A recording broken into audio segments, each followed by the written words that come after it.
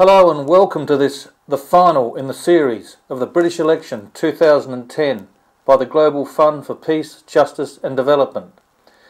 This truly is crunch time for every man, woman and child in the UK. We cannot emphasise the critical importance of your decision and your role in changing the course of history on the 6th of May.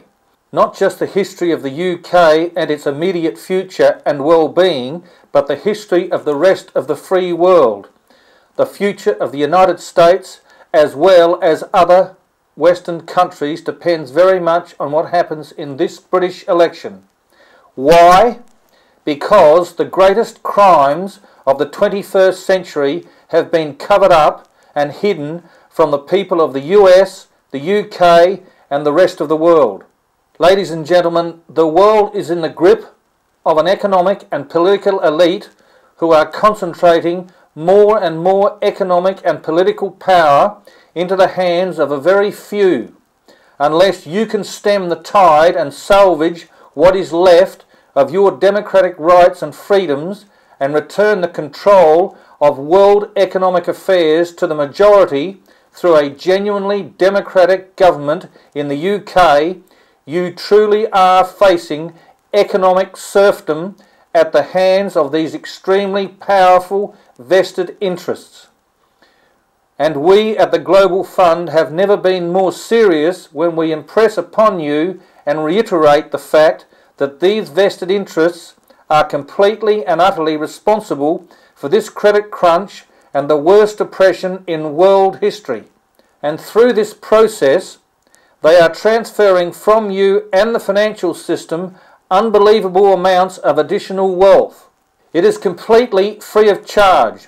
Please go to the movie documentary entitled Credit Crunch 2010 and verify these facts for yourself in 22 parts. The YouTube playlist will play all parts automatically for you. The link to all the Global Fund documentaries is located on the main welcome page of the Voice of the World at tvotw.com. You will note above that we use the term a genuinely democratic government in the UK. Let me help you to decide whether you have a truly democratic government at the moment. And when we have completed this analysis, I ask that you be the judge. You will recall that in the 3 earlier movie documentaries on the British election 2010 and Bring 'em On, we explained in great detail why we referred to the current political system that you live under as a two-party dictatorship. In addition to the power and control that vested economic and political interests have in the current political makeup of our countries and who reinforce this two-party dictatorship, or what Nick Clegg refers to as the two-party stitch-up, let's take a look at the most recent general election on the 5th of May 2005. It is all revealing. I will keep this as simple as I can for you. In 2005, there were 44,226,308 people entitled to vote in the UK. The Labour Party received just 9,562,122 votes. As you can see, this means they received votes from just 21.62% only of the 44,226,308 people who were entitled to vote.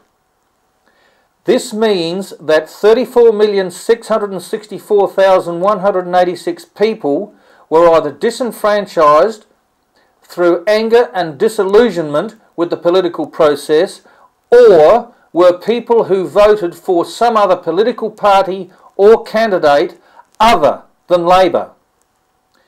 If 34,664,186 out of a total of 44,226,308 have no voice in Westminster or did not get the government they voted for, do you consider this to be a democracy and a government by the majority of the people of the UK? How can you have a truly representative government if 78.38% of the voting population did not put them into office? If the Labour Party, with just 21.62% of the potential vote, can hold 356 seats out of the total of 646 seats, I put it to you that the system is completely and utterly fixed, deceptive and shonky. In other words, if the political system is effectively fixed so that it is nigh on impossible to get any other government than Labour or Conservative into office, then the electorate is totally deceived into believing this is anything like a free and unencumbered democratic system.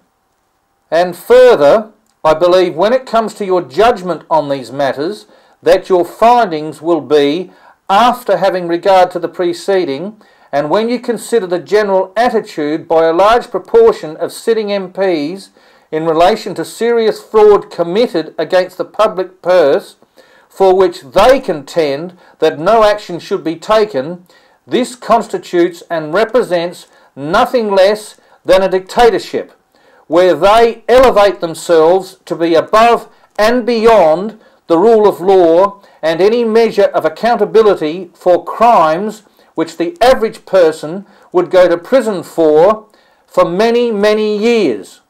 The current political invocation and discourse we are getting from the Conservatives and Labour is less than genuine, and a most feeble attempt to recast themselves into an image which is entirely the opposite to the reality we have seen and witnessed over the last 12 to 18 months. For years we haven't seen anything from them, and now it is election time, they are all over people like a rash. And if you want to further confirm they are less than genuine and the level of dishonesty and deception being demonstrated in this election, please remember this statement by David Cameron in one of his YouTube election advertisements, entitled An Invitation to Join the Government of Britain, when he claimed, and I quote, "If we are elected on May the 6th, you will be in power on May the 7th. End of quote.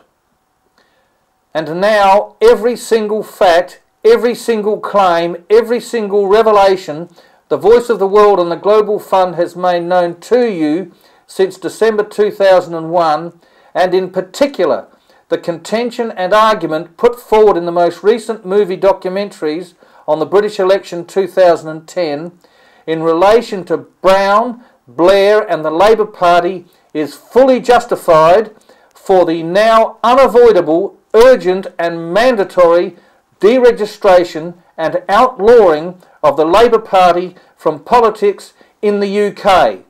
2 days ago, on the morning of Wednesday 28th of April 2010, and just 1 week from the election, in a suburb of Rochdale, Gordon Brown made the following off-camera comment about a 66-year-old lady who had been a Labour voter for life. The transcript of the comment took the following form, and I quote, "Brown, that was a disaster. They should never have put me with that woman. Whose idea was that? Aid? I don't know, I didn't see. Brown? It's Sue, I think. It's ridiculous." And later, Aid? What did she say? Brown? Oh, everything. She's just a self-bigoted woman who said she used to be a Labour. I mean, it's ridiculous. End of quote. Here is the actual voice recording of what he said. She'll never have put me with that woman. Whose idea was that? I don't know, I didn't see it. It's Sue, I think. It's just ridiculous. I'm not sure they'll go with that one. They will go with it. What did she say? Everything. She's just a sort of bigoted woman that said she used to be Labour. I mean, it's